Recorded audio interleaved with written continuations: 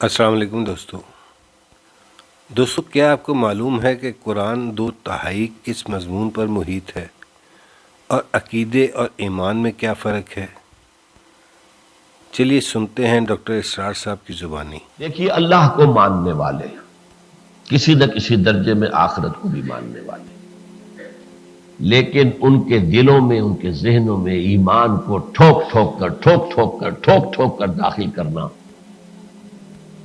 2/3 قرآن کا مرکزی مضمون یہی ہے۔ اس سے آپ کو اندازہ ہونا چاہیے اہمیت کیا ہے اس کی۔ ہم اس مغالطے میں رہتے ہیں کہ ہمارے پاس ایمان ہے، ایمان نہیں ہے،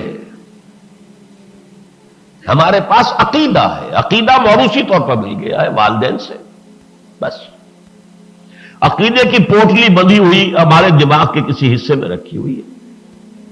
ایمان کہتے ہیں یقین، علم الیقین، عین الیقین، حق الیقین، یقین، وہ کنوکشن جس کے لیے انگریزی کا لفظ ہے۔ اپنے غریبانوں میں جھانکیے، کنوکشن ہے کہ اللہ مجھے دیکھ رہا ہے، میں اللہ کی پریزنس میں ہوں، ہے یقین۔ مرنے کے بعد جی اٹھنے کا یقین ہے، جنت اور دوزخ کا یقین ہے، یہ یقین ہے کہ اصل زندگی آخرت کی ہے، کہاں ہے؟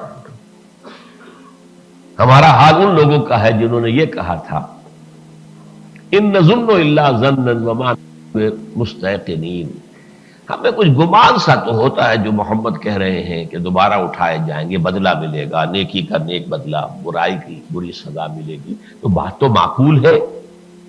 اس دنیا میں تو واقعی ہم دیکھتے ہیں کہ نیکوکار جو ہیں وہ فاقے کر رہے ہوتے ہیں اور بدماش اور گنڈے عیش کر رہے ہوتے ہیں، اور یہاں کوئی بدلہ ہے ہی نہیں۔ دینا بھی چاہے تو کیا دیں گے؟ ایک بوڑھے آدمی نے ایک نوجوان کو قتل کر دیا، آج کل کیا مشکل ہے، ایک انگلی کی حرکت ہی ہوتی ہے، ٹریگر دبانا ہے، قتل کر دیا۔ اب یہ بوڑھا آدمی پکڑا جائے، اس پر مقدمہ ثابت ہو، وکیلوں کی جرح سے بھی نکل جائے، جج بھی نہ خریدا جا سکے، اگر اس کو آپ پھانسی بھی چڑھا دیں تو کیا یہ اس کے جرم کے برابر ہے؟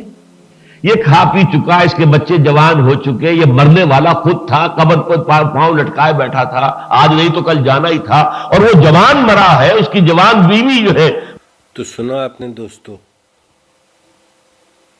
اپنا محاسبہ کریں اور برائے مہربانی اس پر عمل بھی ضرور کریں۔